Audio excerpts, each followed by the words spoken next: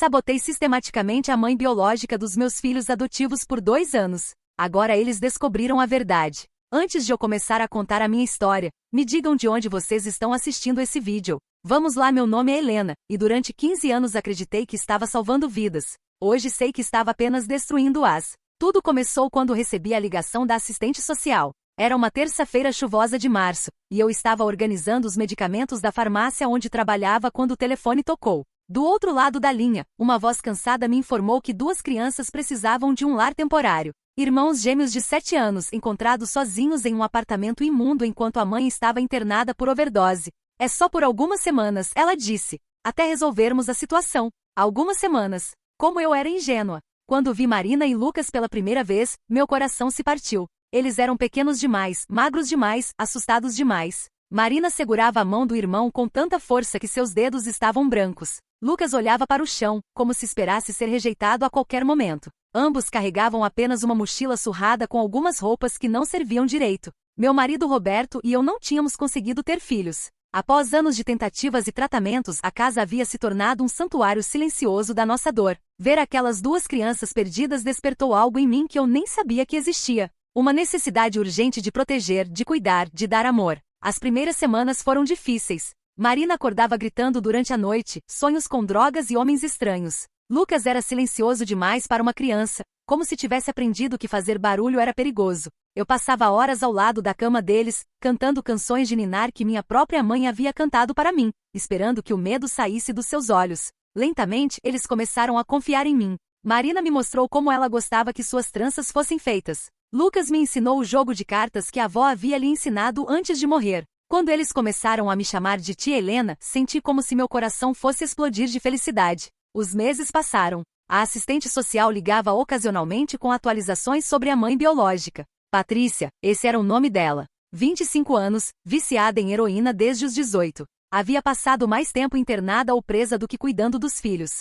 Não há perspectiva de melhora, a assistente social sempre dizia. As crianças estão melhor onde estão. Eu concordava completamente. Via como Marina e Lucas floresciam sob meus cuidados. As notas na escola melhoraram. Eles ganharam peso. Marina começou a rir, um som cristalino que eu gravei secretamente no meu celular para ouvir quando ela não estava por perto. Lucas descobriu que gostava de desenhar e cobria folhas inteiras com casas que tinham jardins e famílias sorridentes. Foi então que recebi a primeira ligação que mudaria tudo. Helena? É sobre Patrícia Santos, disse a assistente social.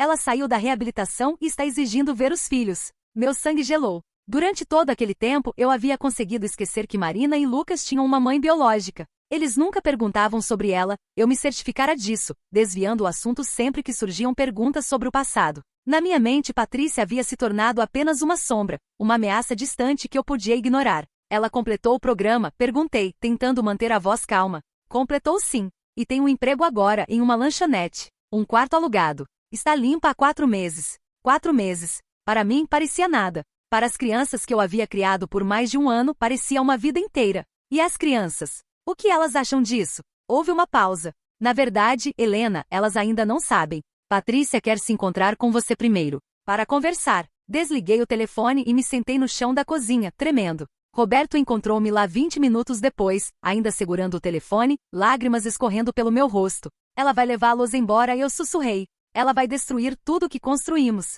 Roberto me abraçou, mas eu podia sentir sua própria tensão. Nós 2 sabíamos que nossa família havia sido construída sobre fundações temporárias, mas durante aqueles meses havíamos fingido que era para sempre. Naquela noite, enquanto Marina e Lucas dormiam em seus quartos decorados com desenhos e brinquedos que eu havia comprado com tanto carinho, tomei uma decisão que viria a me assombrar pelo resto da vida. Eu não deixaria que ninguém destruísse minha família. O encontro com Patrícia estava marcado para a semana seguinte. Eu tinha 7 dias para descobrir como proteger meus filhos de uma mulher que, tecnicamente, tinha mais direitos sobre eles do que eu. 7 dias para encontrar uma forma de manter minha família unida. Naquela primeira noite, enquanto olhava Marina e Lucas dormirem pacificamente em suas camas, jurei que faria qualquer coisa para protegê-los. Qualquer coisa. Eu não tinha ideia de que essa promessa me transformaria em algo que eu jamais imaginei ser capaz de me tornar. Nos 3 dias que se seguiram ao telefonema, transformei-me em uma detetive obsessiva. Passei horas na internet pesquisando sobre Patrícia Santos. Descobri seu endereço, o nome da lanchonete onde trabalhava, até mesmo o horário dos seus turnos.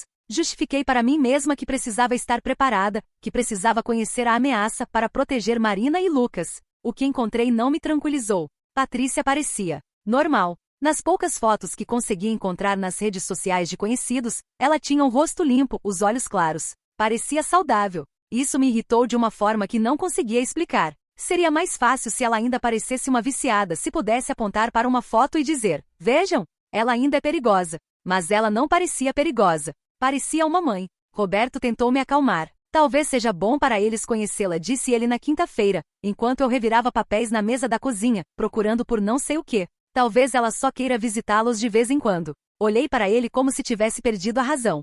Roberto, você não entende. Ela é a mãe biológica. Se ela quiser, pode levá-los embora amanhã mesmo. Legalmente, ela tem mais direitos sobre eles do que nós. Mas ela os abandonou, Helena. O tribunal não vai simplesmente. O tribunal vai fazer o que for melhor para as crianças, interrompi. E se ela conseguir convencê-los de que está limpa, de que mudou? Não consegui terminar a frase. A possibilidade era terrível demais. Naquela noite, depois que Marina e Lucas foram dormir, tomei a primeira decisão que me afastaria para sempre da pessoa que eu pensava ser. Liguei para minha cunhada, Elisa, que trabalhava no sistema de assistência social em outra cidade. Elisa, preciso de um favor, comecei, tentando parecer casual. É sobre uma conhecida minha, Patrícia Santos. Ela está tentando recuperar a guarda dos filhos e, bem, tenho algumas preocupações. Elisa me ouviu enquanto eu inventava histórias sobre Patrícia sendo vista em lugares duvidosos, sobre rumores de que ela ainda estava usando drogas. Menti com uma facilidade que me assustou, cada palavra saindo da minha boca como se fosse verdade. Você tem certeza disso, Helena? Elisa perguntou, e pude ouvir a hesitação na sua voz. Tenho sim. Olha.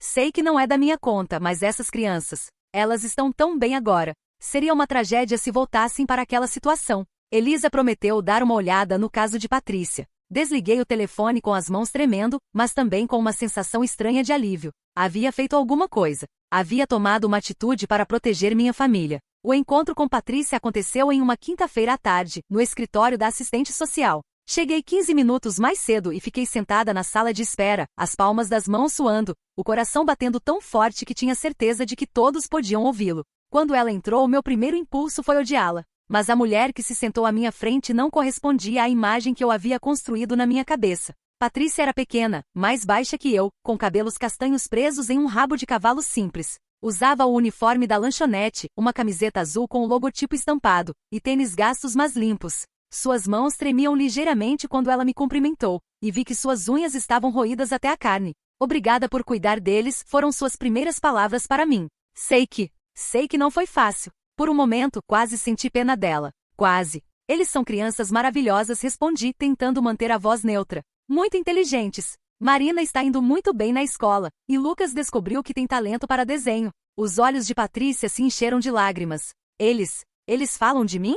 Sabem que estou melhor? Na verdade, interrompi antes que a assistente social pudesse responder, eles raramente mencionam o passado. Acho que foi muito traumático. O apartamento. A condição em que foram encontrados. Vi Patrícia encolher na cadeira. A assistente social me lançou um olhar de advertência, mas continuei. Claro que entendo que você queira vê-los. Mas tem certeza de que está pronta? Eles finalmente encontraram estabilidade. Seria cruel perturbá-los se você não tem certeza de que consegue se manter limpa. Eu estou limpa, Patrícia disse, a voz mais firme agora. Há 4 meses. Tenho emprego, tenho casa. Fiz tudo o que me pediram. 4 meses é pouco tempo, repliquei. Para crianças que passaram por trauma, inconsistência pode ser devastadora. A reunião continuou por mais 1 hora. Patrícia falou sobre seu trabalho, sobre a terapia que estava fazendo, sobre como havia mudado. Eu escutei tudo com um sorriso educado, enquanto internamente tomava nota de cada palavra que poderia usar contra ela depois. Quando saímos, ficou decidido que Patrícia poderia ver as crianças no fim de semana seguinte. Um encontro supervisionado de 2 horas no escritório da assistente social. Naquela noite, contei para Marina e Lucas que uma pessoa queria conhecê-los. Não mencionei que era a mãe deles. Disse apenas que era alguém do passado que tinha saudades. Mas por que temos que ir? Marina perguntou, fazendo beicinho. Não conheço essa pessoa. Às vezes fazemos coisas porque são corretas, respondi, penteando seus cabelos. Mesmo quando não queremos muito. Lucas não disse nada, mas vi a preocupação em seus olhos. Ele sempre foi mais sensível a mudanças. Durante toda aquela semana, plantei sementes de ansiedade nas crianças. Comentários aparentemente inocentes sobre como algumas pessoas prometem coisas que não conseguem cumprir. Histórias sobre crianças que foram machucadas por adultos que diziam que as amavam. Nada direto, nada que pudesse ser rastreado até mim, mas o suficiente para deixá-los nervosos. No sábado da visita, Marina chorou na hora de sair de casa. Lucas estava pálido e silencioso. Eu os consolei, abraçando-os e dizendo que ficaria esperando do lado de fora, que não se preocupassem. Mas enquanto dirigia para o escritório da assistente social, uma parte de mim sentia uma satisfação terrível. Se as crianças reagissem mal ao encontro, se ficassem assustadas ou infelizes, seria mais uma evidência de que não estavam prontas para ter Patrícia de volta em suas vidas. Eu ainda não percebia que havia cruzado uma linha da qual não havia volta. Ainda acreditava que estava protegendo meus filhos, não destruindo a vida de uma mulher que estava genuinamente tentando se reconstruir. A verdade sobre o que eu havia me tornado só ficaria clara muito tempo depois. Quando já era tarde demais para consertar o estrago que havia causado, o encontro foi um desastre, exatamente como eu havia esperado. Marina se escondeu atrás de mim durante os primeiros 20 minutos, recusando-se a olhar para Patrícia. Lucas ficou sentado na cadeira mais distante da sala, desenhando furiosamente em um papel que a assistente social havia dado a ele, sem levantar os olhos uma única vez. Patrícia tentou de tudo. Trouxe presentes, um ursinho de pelúcia rosa para Marina e um conjunto de lápis de cor para Lucas. Contou histórias sobre quando eles eram bebês, sobre como Lucas sempre gostou de desenhar, sobre como Marina costumava cantar no banho. Mas as crianças estavam tensas, desconfortáveis, claramente querendo estar em qualquer lugar menos ali. Mamãe Helena disse que você foi embora e nos esqueceu, Marina finalmente murmurou, ainda agarrada à minha perna. O rosto de Patrícia empalideceu. Não, querida. Mamãe ficou doente, mas agora está melhor. Nunca esqueci vocês. Nem um dia. Mas era tarde demais. Eu havia passado semanas preparando as crianças para esse momento, sem que elas percebessem. Cada comentário aparentemente inocente, cada história sobre abandono e promessas quebradas havia fincado raízes em suas mentes. Quando saímos do escritório, as crianças correram para o carro como se estivessem fugindo. No banco de trás, Marina chorou baixinho enquanto Lucas permanecia em silêncio, olhando pela janela. Por que ela disse que é nossa mãe? Marina perguntou entre soluços. Você é nossa mãe. Ela é confusa, querida, respondi, ajustando o retrovisor para poder vê-la. Algumas pessoas ficam confusas quando ficam doentes por muito tempo. Naquela noite, liguei para a assistente social. As crianças ficaram muito perturbadas, relatei com preocupação na voz. Marina chorou durante horas. Lucas não quis jantar. Acho que não estavam preparados para isso. Era verdade. Eles realmente haviam ficado perturbados. O que eu não mencionei foi que eu havia orquestrado cada segundo daquela perturbação. Nos dias seguintes, comecei a intensificar minha campanha. Liguei para Elisa novamente, contando sobre o encontro traumático e como as crianças estavam sofrendo. Inventei mais detalhes sobre Patrícia. Disse que ela parecia instável durante a visita, que havia mencionado amigos questionáveis, e que eu estava preocupada com sua verdadeira sobriedade. Helena, você tem que ter cuidado com essas acusações, Elisa me advertiu. Sem provas concretas. Eu sei. É só que, olha, se você a visse com as crianças. Ela as deixou desconfortáveis. Elas nem conseguiram olhar para ela. Isso, pelo menos, era verdade. Também comecei a trabalhar em outras frentes. Descobri onde Patrícia morava, um pequeno apartamento em um bairro que, embora não fosse perigoso, também não era dos melhores. Tirei fotos da fachada do prédio, da entrada mal iluminada, dos grafites nas paredes próximas. Cada imagem foi cuidadosamente arquivada como evidência da inadequação do ambiente para crianças. Roberto começou a questionar meus métodos. Helena, você não acha que está exagerando? A mulher completou o programa de reabilitação. Tem emprego. Talvez devêssemos dar uma chance. Uma chance? Explode. Roberto, você viu como as crianças reagiram. Elas ficaram aterrorizadas. Você quer que eu entregue Marina e Lucas para uma mulher que os assusta? Mas talvez elas estivessem assustadas porque não a conhecem. Talvez com o tempo. Não, cortei com firmeza. Não vou usar meus filhos como cobaias em um experimento para ver se uma ex-viciada conseguiu realmente mudar. Meus filhos. A expressão havia saído naturalmente sem que eu percebesse. Roberto notou o vi em seus olhos, mas não disse nada. 2 semanas depois, recebi uma ligação que mudou tudo. Era de um conhecido que trabalhava na lanchonete onde Patrícia estava empregada. Helena, você conhece uma tal de Patrícia Santos? Meu coração disparou. Conheço sim. Por quê? Ela foi demitida hoje. Chegou atrasada 3 vezes esta semana, e ontem a encontraram chorando no banheiro durante o expediente. O gerente disse que ela parecia, sei lá, instável. Desliguei o telefone com uma sensação estranha no estômago. Parte de mim sentia triunfo, mais uma evidência de que Patrícia não estava realmente estável. Mas outra parte, uma parte pequena que eu estava aprendendo a silenciar, se perguntava se o estresse de tentar recuperar os filhos não estava contribuindo para os problemas dela. Não importava. O que importava eram Marina e Lucas. Naquela mesma tarde, liguei para a assistente social e relatei a demissão de Patrícia. Estou preocupada, disse com voz cheia de compaixão falsa. Se ela está tendo dificuldades para manter um emprego, como vai conseguir sustentar 2 crianças? A próxima visita foi cancelada, temporariamente, enquanto a situação de Patrícia era reavaliada. Eu havia vencido uma batalha, mas a guerra estava apenas começando, e eu ainda não entendia que cada vitória estava me transformando em alguém irreconhecível. Naquela noite, encontrei Lucas desenhando em seu quarto. Era uma família, 2 figuras grandes, um homem e uma mulher, e 2 pequenas, um menino e uma menina. Todos sorridentes, de mãos dadas em frente a uma casa com jardim. Que desenho lindo, comentei, sentando na cama ao lado dele. É nossa família, ele disse simplesmente. Olhei para o desenho e senti um aperto no peito. Na versão de Lucas da nossa família, não havia espaço para mais ninguém. Não havia uma terceira figura feminina, não havia fantasmas do passado. Era exatamente como eu queria que fosse. Mas à medida que os meses passaram, descobri que manter essa realidade perfeita exigia cada vez mais mentiras, mais manipulação, mais crueldade disfarçada de proteção. E o pior de tudo era que eu estava ficando boa nisso. Os meses que se seguiram foram uma escalada gradual de mentiras cada vez mais elaboradas. Patrícia conseguiu outro emprego, desta vez em uma padaria, e eu soube disso através da rede de contatos que havia construído para monitorá-la. A notícia me deixou inquieta. Cada passo que ela dava em direção à estabilidade era uma ameaça à segurança da minha família. Foi então que conheci Sandra, uma mulher que se tornaria minha cúmplice involuntária. Ela trabalhava no mesmo prédio onde funcionava o escritório da assistente social e durante uma conversa casual no elevador, descobri que ela tinha acesso a vários arquivos e conhecia bem o sistema. É terrível o que algumas crianças passam, comentei certa tarde, depois de fingir que estava saindo de uma consulta médica no mesmo prédio. Tenho uns vizinhos que adotaram 2 crianças cuja mãe era viciada. Agora ela apareceu querendo os filhos de volta. Sandra balançou a cabeça com desaprovação. Isso acontece muito. Essas pessoas acham que podem sumir da vida dos filhos e depois voltar como se nada tivesse acontecido. Pois é, e o pior é que ouvi dizer que ela ainda não está realmente limpa, que só está fingindo para recuperar as crianças. Sério?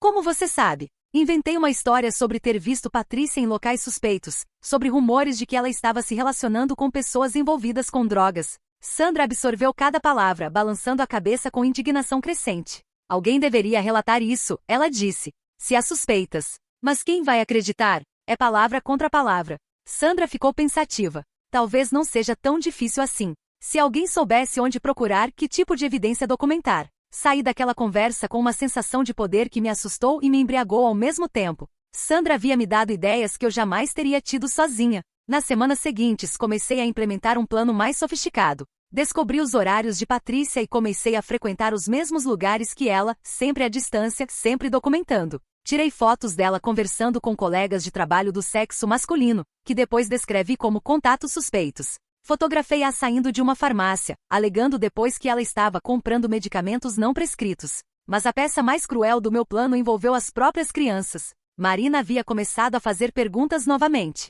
Perguntas sobre a mulher que tinha vindo vê-los, sobre por que ela dizia que era mãe deles. Eu percebi que, apesar dos meus esforços, a curiosidade natural das crianças estava começando a superar o medo que eu havia plantado. Foi então que tomei uma decisão que me assombra até hoje. Comecei a contar histórias para Marina e Lucas antes de dormir. Histórias sobre crianças que tinham 2 famílias, uma família que as amava de verdade e uma família de mentira, que só queria machucá-las. Falava sobre pessoas más que fingiam ser boas para levar crianças embora de seus lares seguros. Por que alguém faria isso? Marina perguntou uma noite, os olhos arregalados de preocupação. Às vezes pessoas que fazem coisas ruins para si mesmas também fazem coisas ruins para outras pessoas, respondi, acariciando seus cabelos. Elas não conseguem amar de verdade porque estão muito machucadas por dentro. Lucas, que estava ouvindo da sua cama, perguntou baixinho, a mulher que veio nos ver. Ela é uma pessoa ruim? Meu coração acelerou. Era a pergunta que eu estava esperando, que eu havia orquestrado. O que você acha, querido? Ela me deixou com medo, ele admitiu. Não sei por quê. Às vezes nosso coração sabe coisas que nossa cabeça ainda não entendeu, respondi beijando sua testa. Vocês estão seguros comigo e com o papai Roberto. Sempre estarão. Naquela noite, depois que as crianças dormiram, me tranquei no banheiro e chorei. Não de remorso, ainda não, mas de alívio. Eu havia conseguido fazer com que as próprias crianças rejeitassem Patrícia. Elas agora associavam sua mãe biológica com medo e insegurança. Roberto me encontrou sentada no chão do banheiro, os olhos vermelhos. Helena, o que está acontecendo? Você anda estranha há semanas. Estou protegendo nossa família, respondi, mas minha voz saiu mais trêmula do que eu gostaria. Protegendo de quê? A mulher nem apareceu mais. Ela vai aparecer, Roberto. Gente como ela sempre volta. E quando isso acontecer, eu quero ter certeza de que as crianças sabem onde é o seu lugar. Roberto me olhou com uma expressão que eu nunca havia visto antes. Era como se ele estivesse vendo uma estranha no lugar da mulher com quem havia se casado. Helena, você está ouvindo o que está dizendo? Essas crianças têm o direito de conhecer a mãe delas. Não, explode, levantando-me bruscamente. Elas têm o direito de ter uma família estável.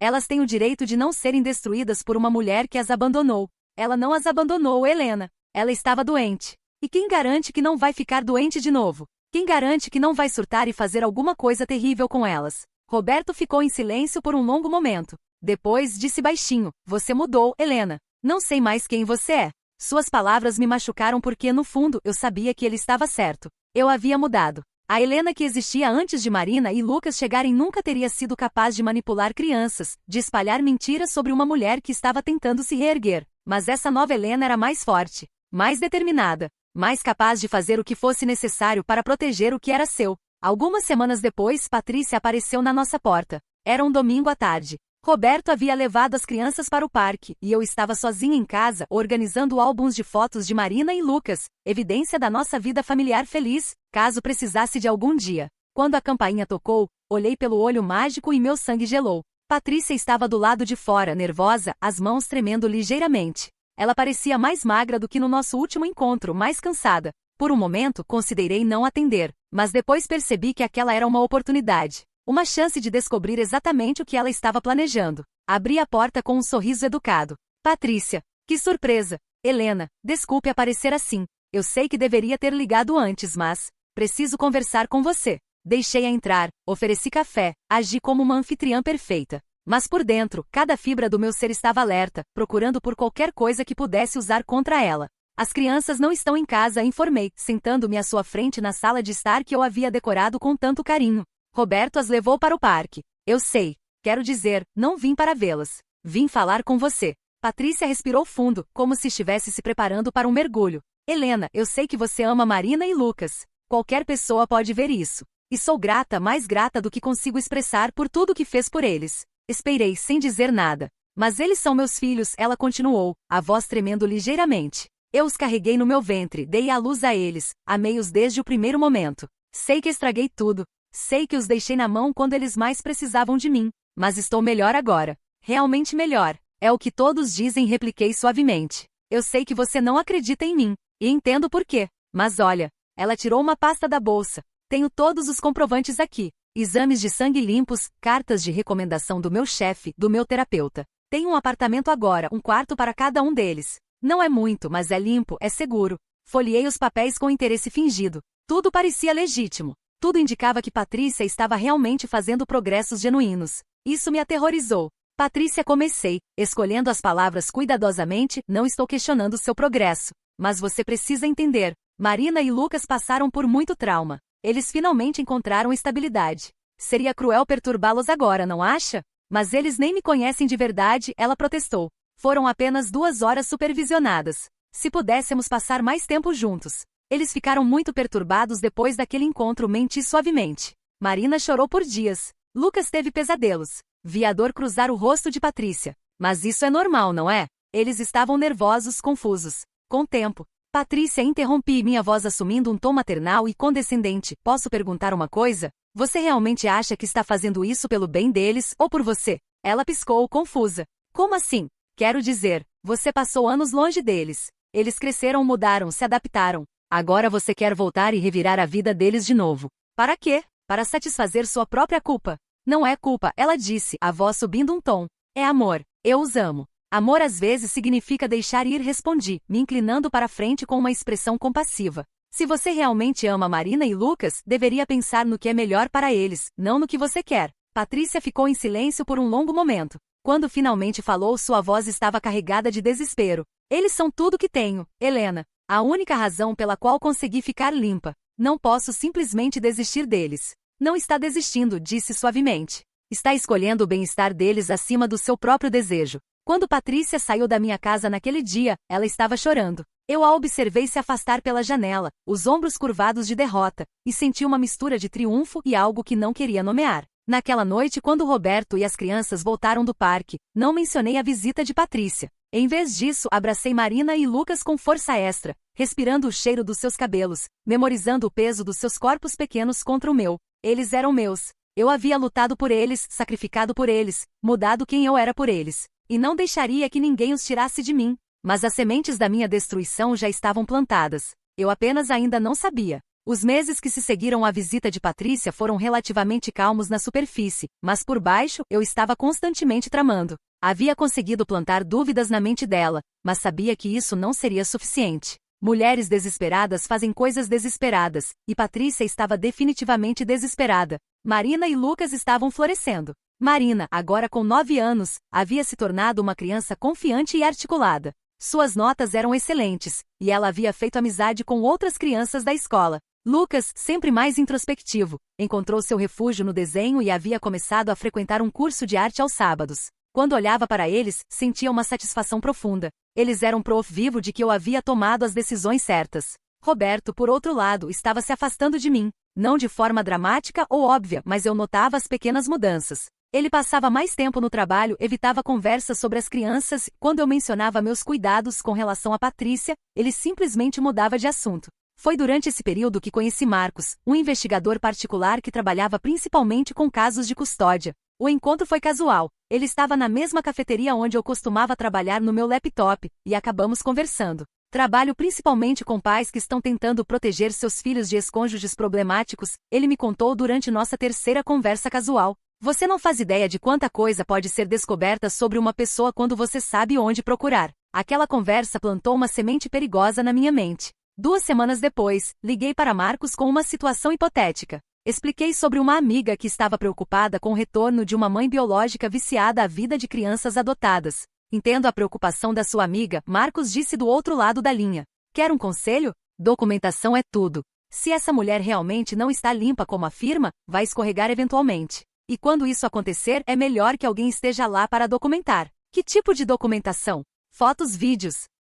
Registros de atividades suspeitas. Teste de drogas irregulares no trabalho. Companhias questionáveis. Instabilidade financeira. Qualquer coisa que prove que ela não está apta a cuidar de crianças. E se, hipoteticamente, algumas dessas evidências precisassem ser interpretadas de forma criativa? Houve uma pausa. Helena, não estou dizendo que alguém deveria fabricar evidências, mas interpretar comportamentos de forma a proteger crianças. Bem, isso depende muito de como você apresenta os fatos. Desliguei a ligação com a mente fervilhando de possibilidades. Nos meses seguintes, me tornei uma especialista na vida de Patrícia. Sabia seus horários, conhecia seus colegas de trabalho, frequentava os mesmos locais que ela. Sempre à distância, sempre cuidadosa, sempre documentando. Descobri que ela tinha um namorado, um homem chamado Diego que trabalhava em uma oficina mecânica. Isso me deu uma nova linha de ataque. Comecei a pesquisar sobre Diego, procurando qualquer coisa em seu passado que pudesse ser usada para pintar Patrícia como alguém que fazia escolhas ruins. Encontrei uma multa de trânsito por dirigir sob influência de álcool de 3 anos atrás. Era pouco, mas era alguma coisa. Através de Sandra, que havia se tornado uma aliada involuntária mais entusiasmada, consegui que informações anônimas chegassem ao Departamento de Serviços Sociais sobre Patrícia estar se relacionando com indivíduos com histórico criminal. Tecnicamente não era mentira. Diego havia sido multado por dirigir embriagado. Que isso havia acontecido anos antes dele conhecer Patrícia, e que ele estava claramente reformado, eram detalhes que eu escolhi omitir. Mas minha jogada mais calculista veio quando descobri que Patrícia havia perdido o segundo emprego. Desta vez, não foi culpa minha diretamente. A padaria onde ela trabalhava havia fechado devido a problemas financeiros. Mas quando soube da notícia, vi uma oportunidade de ouro. Liguei para a assistente social fingindo preocupação. Soube que Patrícia perdeu o emprego novamente. Estou preocupada com o padrão que está se formando. Talvez ela não esteja tão estável quanto parece. Desta vez não foi culpa dela, a assistente social explicou. A empresa fechou. Entendo. Mas mesmo assim, quantos empregos ela pode perder antes que admitamos que talvez haja um problema maior? A semente da dúvida foi plantada. O que eu não sabia era que Patrícia havia conseguido outro emprego rapidamente, desta vez em uma clínica veterinária, onde estava prosperando. O que eu também não sabia era que ela havia começado a documentar suas próprias suspeitas sobre mim. A primeira indicação de que as coisas estavam mudando veio quando Roberto chegou em casa visivelmente perturbado uma noite. Helena, precisamos conversar. Levei as crianças para o quarto delas e voltei para a sala, onde Roberto estava sentado no sofá com uma expressão que nunca havia visto antes. Recebi uma ligação estranha hoje no trabalho, ele começou. De uma mulher chamada Patrícia. Ela queria saber se eu sabia que você estava investigando ela. Meu sangue gelou. O que você disse? Disse que não sabia do que ela estava falando. Mas depois comecei a pensar, Helena, sobre como você anda estranha há meses. Sobre suas perguntas constantes sobre essa mulher. Sobre como você sempre parece saber mais sobre a vida dela do que deveria. Roberto, você está sendo paranoico. Não, ele explodiu, e eu dei um passo para trás, surpresa. Roberto nunca gritava. Não estou sendo paranoico. Estou sendo observador. Helena, o que você fez? A pergunta ficou suspensa no ar entre nós como uma bomba prestes a explodir. Protegi nossa família, respondi finalmente à voz mais baixa do que pretendia. Como? E então, pela primeira vez em meses, disse a verdade. Contei tudo. As mentiras, as manipulações, o monitoramento constante de Patrícia, as informações distorcidas que havia passado para o serviço social. Conforme falava, vi o horror crescer no rosto de Roberto. Quando terminei, ele ficou em silêncio por muito tempo. Depois, disse apenas, meu Deus, Helena, o que você se tornou? Naquela noite, Roberto dormiu no quarto de hóspedes. E nos dias que se seguiram, senti minha família, a família que havia lutado tanto para proteger, começar a se desfazer. Marina perguntou por que o papai Roberto estava triste. Lucas começou a ter pesadelos novamente. E eu percebi que na minha obsessão por manter minha família unida, estava destruindo-a por dentro. Mas o pior ainda estava por vir, porque Patrícia não era a mulher quebrada que eu havia assumido que ela fosse. Ela era mais inteligente, mais determinada e mais resiliente do que eu havia imaginado. E ela estava prestes a mostrar exatamente do que era capaz. A guerra que eu havia começado estava finalmente chegando à minha porta. E desta vez eu não estava preparada para vencer. A reviravolta veio numa quarta-feira, exatamente 3 semanas depois da minha confissão para Roberto. Eu estava no trabalho na farmácia quando meu telefone tocou. Era um número que eu não reconhecia. Helena Carvalho, disse uma voz feminina do outro lado da linha. Sim, quem fala? Meu nome é doutora Letícia Mendes. Sou advogada e represento Patrícia Santos. Gostaria de marcar uma reunião com você. Meu mundo parou. Uma reunião? Sobre o quê? Acho melhor conversarmos pessoalmente. Pode ser hoje à tarde? Tentei soar casual, mas minha voz estava tremendo. Não sei se é necessário. Não tenho nada a discutir com sua cliente. Senhora Carvalho, a voz da advogada ficou mais firme, sugiro fortemente que compareça. Temos algumas questões sérias para abordar, e seria melhor para todos os envolvidos se pudéssemos resolver isso de forma civilizada. O tom dela me deixou gelada. Não era um pedido. Era uma intimação disfarçada. Fechei a farmácia mais cedo naquele dia e dirigi até o escritório da advogada com as mãos suando no volante. O prédio era imponente, todo de vidro e aço, o tipo de lugar que gritava dinheiro e poder. Como Patrícia havia conseguido pagar por isso? A doutora Letícia era uma mulher na casa dos 40, cabelos grisalhos presos em um coque impecável, terno azul marinho que custava mais do que eu ganhava em um mês. Seus olhos eram frios e calculistas, e quando ela me cumprimentou, não houve calor algum no aperto de mão. Patrícia estava lá também, sentada em uma cadeira ao lado da mesa da advogada. Ela parecia diferente, mais confiante, mais determinada. Nossos olhos se encontraram por um momento, e vi algo neles que me assustou. Não era mais a mulher quebrada e desesperada que havia visitado minha casa. Esta era uma mulher que tinha encontrado sua força. Senhora Carvalho, a doutora Letícia começou sem preâmbulos. Minha cliente tem razões para acreditar que você tem interferido sistematicamente em sua tentativa de recuperar a custódia de seus filhos biológicos. Não sei do que vocês estão falando, menti, mas minha voz soou fraca mesmo para mim. A advogada abriu uma pasta espessa na mesa. Temos documentação extensa de suas atividades. Fotografias suas seguindo minha cliente. Registros de ligações feitas por você para o Departamento de Serviços Sociais com informações falsas. Testemunhas que confirmam que você espalhou rumores infundados sobre a sobriedade da senhora Santos. Meu estômago despencou. Isso é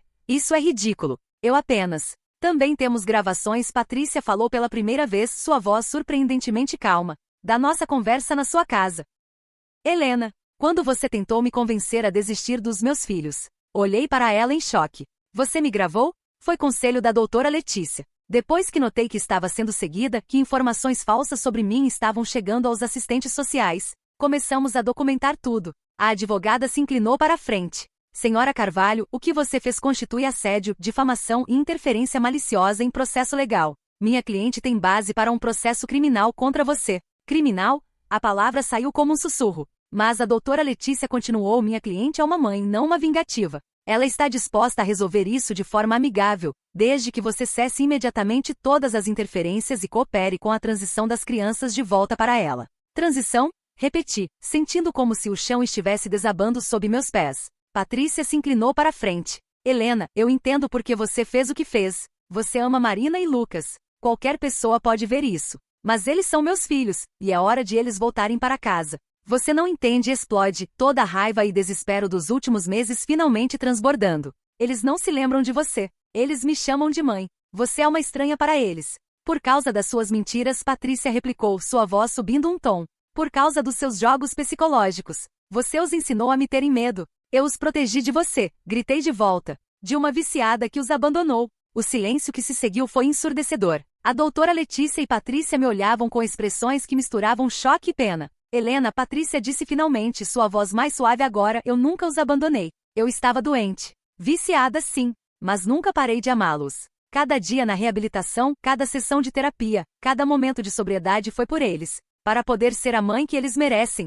Lágrimas começaram a escorrer pelo meu rosto. Mas eles são felizes comigo. Eles têm uma boa vida. Por que você quer destruir isso? Porque não é sua vida para dar a eles, ela respondeu simplesmente. É minha. A doutora Letícia colocou alguns papéis na mesa à minha frente. Estes são os documentos legais para transferência de custódia. O juiz já analisou o caso à luz das novas evidências sobre suas interferências. A custódia será transferida para a senhora Santos na próxima semana. Olhei para os papéis através das lágrimas, as palavras embaçadas e incompreensíveis. E se eu me recusar? Então procederemos com as acusações criminais, a advogada disse sem emoção. E você será removida da vida das crianças completamente, possivelmente enfrentando tempo de prisão. Mas se você cooperar, Patrícia acrescentou, se você ajudar a fazer esta transição o mais suave possível para Marina e Lucas, eu garanto que você poderá continuar fazendo parte da vida deles. Não como mãe, mas como alguém que os ama e cuidou deles quando eu não podia. Era uma oferta generosa demais para alguém que havia tentado destruir sua vida.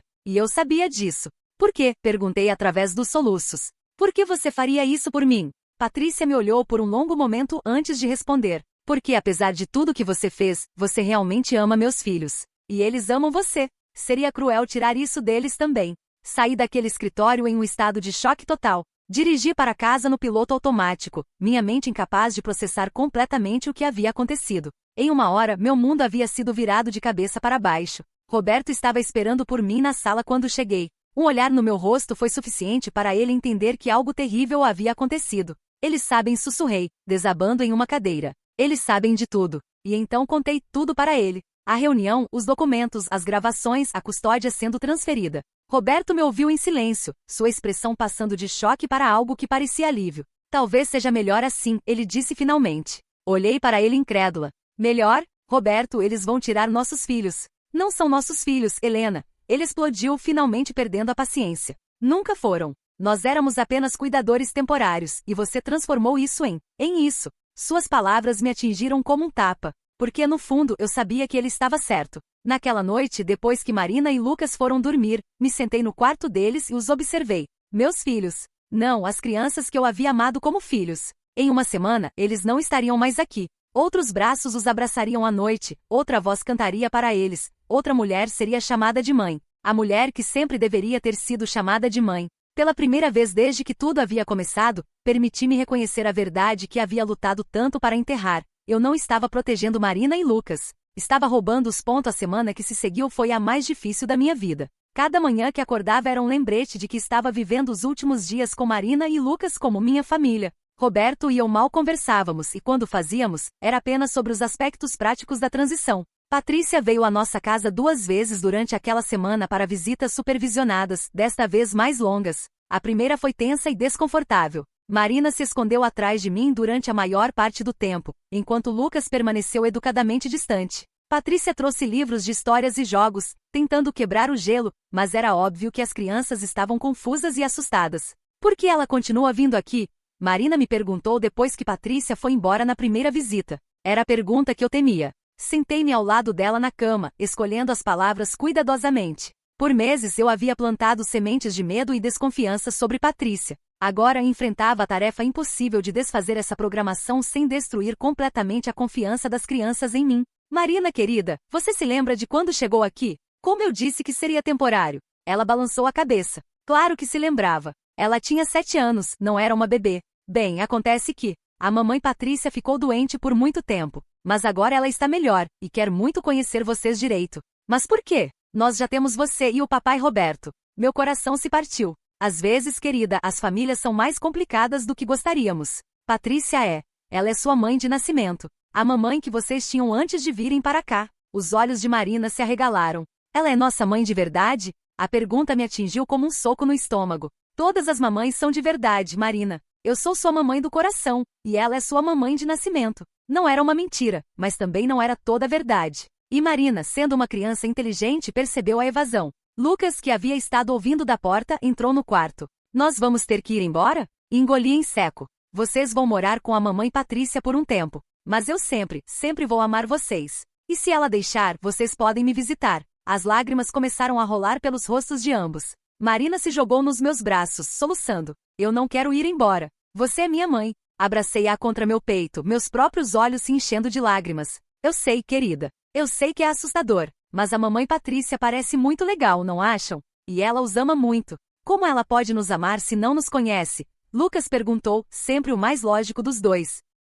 Era uma pergunta justa. Às vezes o amor vem antes do conhecimento, respondi, tentando encontrar palavras que uma criança de 8 anos pudesse entender. Como quando vocês chegaram aqui. Eu os amei antes mesmo de conhecê-los direito. A segunda visita de Patrícia foi um pouco melhor. Ela trouxe fotos dela grávida de quando Marina e Lucas eram bebês. As crianças olharam as imagens com curiosidade cautelosa, fazendo perguntas tímidas. Esta sou eu segurando vocês no hospital quando nasceram, Patrícia explicou, apontando para uma foto desbotada. Vocês eram tão pequeninos. Eu era careca, Marina perguntou, apontando para a foto. Patrícia riu, um som genuíno e carinhoso. Completamente careca. Mas Lucas já tinha alguns fios de cabelo escuro. Era estranho assistir aqueles momentos. Por tanto tempo eu havia visto Patrícia como uma ameaça, como alguém que queria destruir minha família. Agora, vendo-a interagir com Marina e Lucas, eu podia ver o que havia me recusado a reconhecer antes. Ela realmente os amava. Havia uma conexão ali, tênue mas real, que transcendia o tempo e as circunstâncias.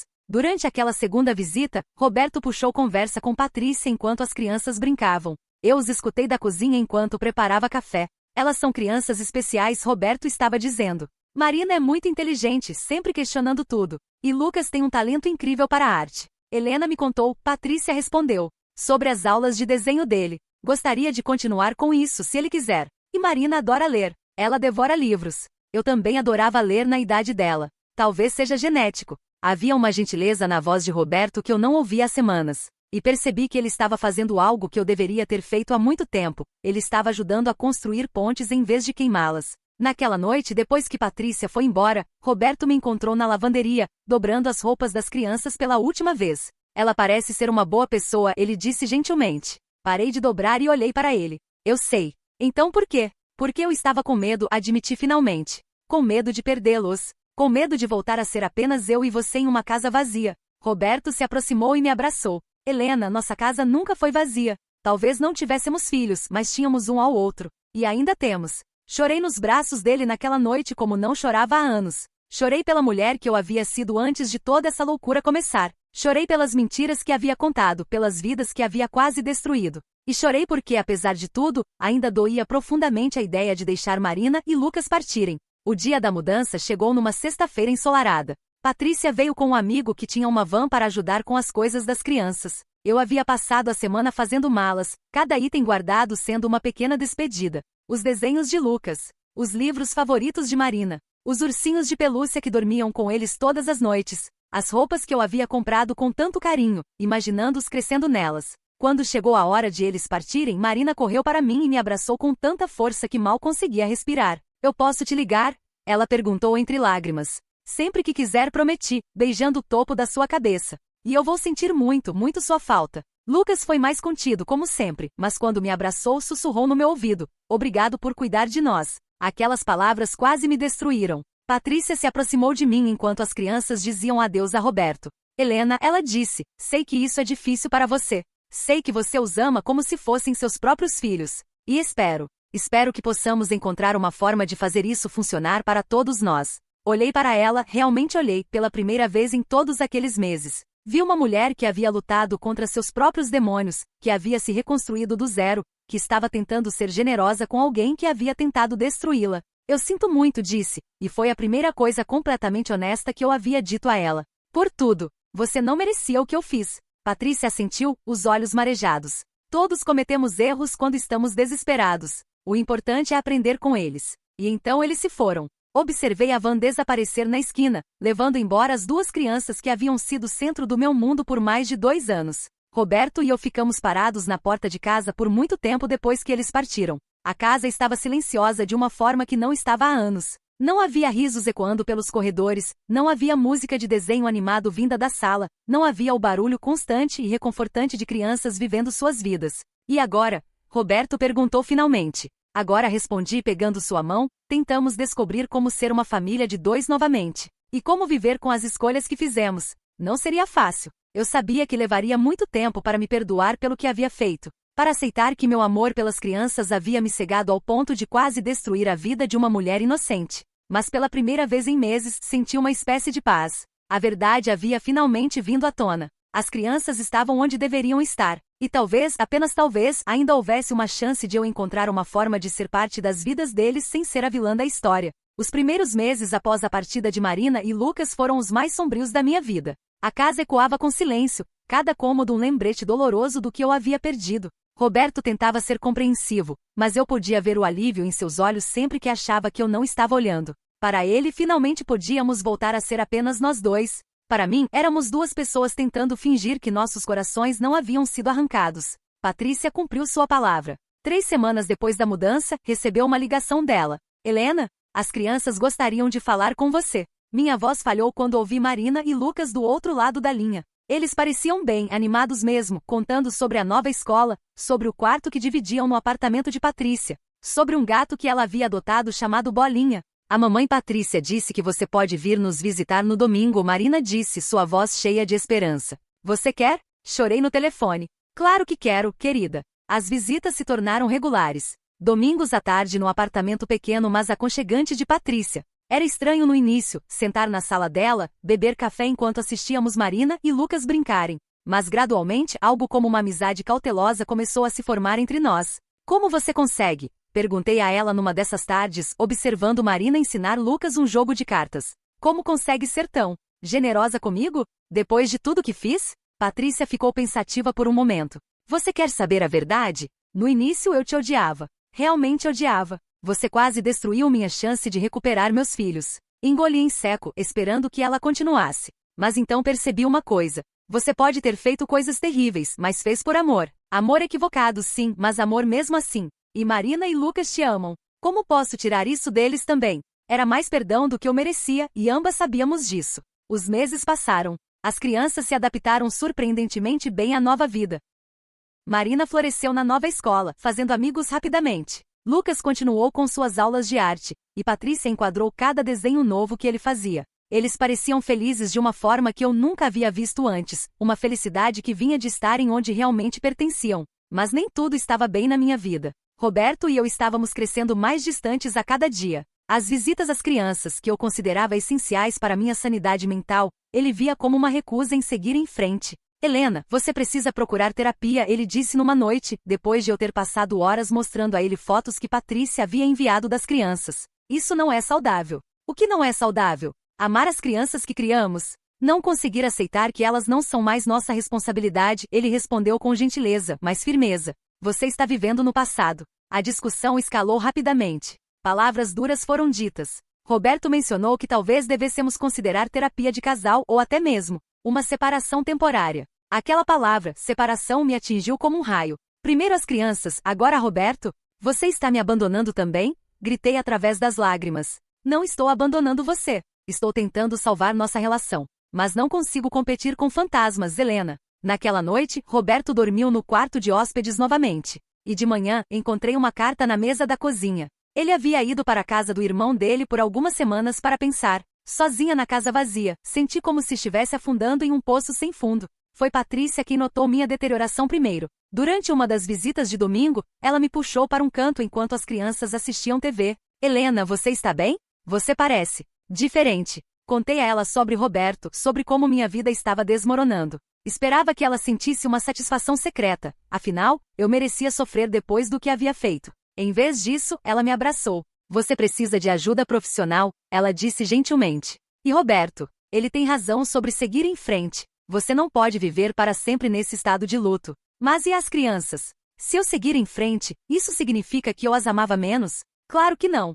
Significa que você as ama o suficiente para ser saudável para elas. Foi Patrícia quem me ajudou a encontrar uma terapeuta. Doutora Silva era uma mulher na casa dos 50, com cabelos grisalhos e uma maneira direta mas compassiva de falar. Helena, ela disse durante nossa primeira sessão, você precisa entender que o amor paternal não é sobre posse. É sobre o bem-estar da criança, mesmo quando isso significa deixá-la ir. As sessões eram dolorosas. Revisitar meus motivos, reconhecer como meu próprio medo do abandono havia me levado a tentar controlar e manipular a situação. Entender que minha infertilidade havia criado um vazio que eu havia tentado preencher de forma pouco saudável. Você transformou Marina e Lucas em símbolos da sua própria completude, doutora Silva explicou. Quando Patrícia apareceu, não era apenas uma ameaça a eles, era uma ameaça à sua identidade como mãe. Levou meses de terapia, mas lentamente comecei a entender. Eu havia amado as crianças genuinamente, mas havia misturado esse amor com minhas próprias necessidades não atendidas de forma perigosa. Roberto voltou para casa depois de 6 semanas.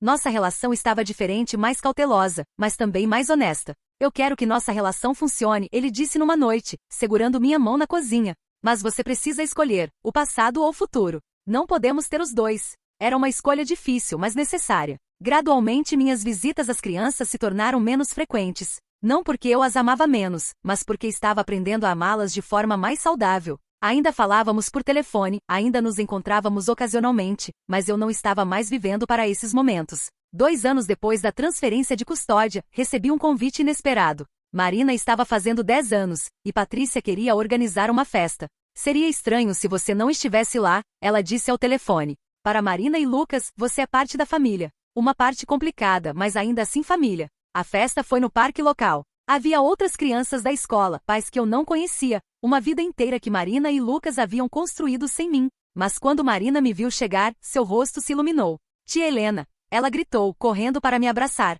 Tia Helena, não mãe, mas não uma estranha. Um lugar no coração deles que era só meu. Durante a festa, observei Patrícia interagindo com as outras mães, rindo com facilidade, claramente confortável em seu papel. Marina estava no centro de um grupo de amigas. Confiante e feliz, Lucas estava desenhando retratos das outras crianças, um pequeno artista em seu elemento. Eles tinham a vida que mereciam, a vida que sempre deveriam ter tido. Roberto veio comigo à festa e no caminho de volta para casa ele disse, você parece em paz. E era verdade. Pela primeira vez em anos eu estava em paz. Não foi um final de conto de fadas. Ainda havia dias difíceis, momentos em que sentia falta da época em que Marina e Lucas eram meus. Mas aprendi a carregar essa saudade sem deixar que ela me consumisse. Patrícia e eu nunca nos tornamos amigas íntimas, mas desenvolvemos um respeito mútuo. Ela me ensinava sobre perdão através do exemplo. Eu aprendia sobre amor verdadeiro observando como ela priorizava o bem-estar das crianças acima de tudo. 5 anos depois, recebi outro telefonema. Desta vez era Marina, agora com 15 anos. Tia Helena, estou escrevendo uma redação sobre pessoas que influenciaram minha vida. Posso entrevistá-la? Durante a entrevista, ela fez perguntas perspicazes sobre os primeiros anos que passamos juntas. No final, ela disse algo que ficou gravado na minha mente.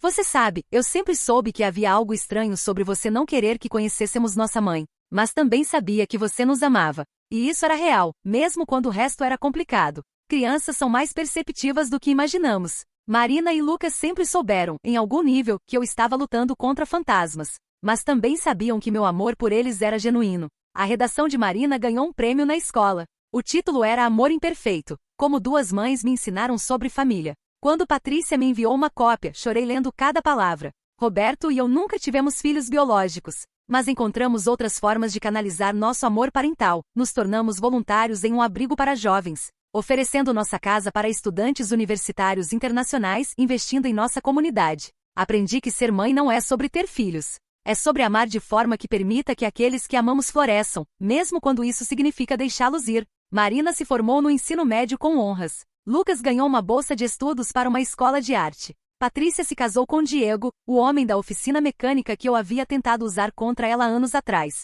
Eles se mudaram para uma casa maior, onde as crianças tinham seus próprios quartos. Na formatura de Marina, eu estava lá na plateia junto com Roberto. Não na primeira fila, esse lugar pertencia a Patrícia e Diego, mas presente mesmo assim. Quando Marina subiu ao palco para receber seu diploma, ela acenou para toda a família estendida e complicada que a amava. Depois da cerimônia, ela veio até mim. Obrigada, ela disse simplesmente.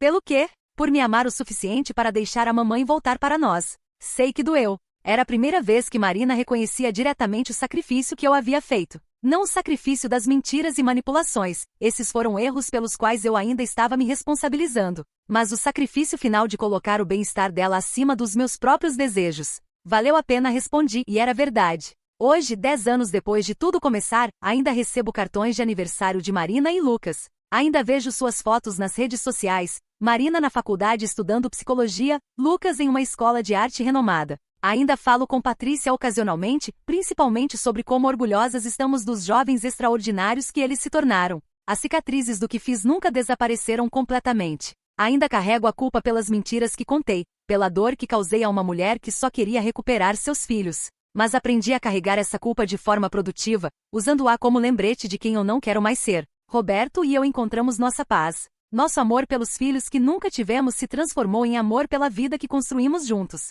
É diferente do que imaginávamos quando jovens, mas é real e é nosso. Patrícia me ensinou sobre perdão. Marina e Lucas me ensinaram sobre amor incondicional. Roberto me ensinou sobre segundas chances. E eu aprendi que às vezes as maiores vitórias vêm quando você para de lutar e simplesmente se rende ao que é certo. No final, não houve vingança porque não havia vilões reais, apenas pessoas feridas tentando proteger o que mais amavam. E no final, todos nós encontramos uma forma de ser família, mesmo que não fosse da maneira que qualquer um de nós havia imaginado. Essa é a verdade sobre famílias. Elas raramente são o que planejamos, mas podem ser mais belas do que jamais sonhamos. Se tivermos coragem suficiente para deixá-las ser o que precisam ser. Se essa história tocou vocês de alguma forma, por favor deixem um like e se inscrevam no canal para mais histórias de superação e justiça. Seus comentários e apoio fazem toda a diferença para outras pessoas que podem estar passando por situações parecidas. Até a próxima história!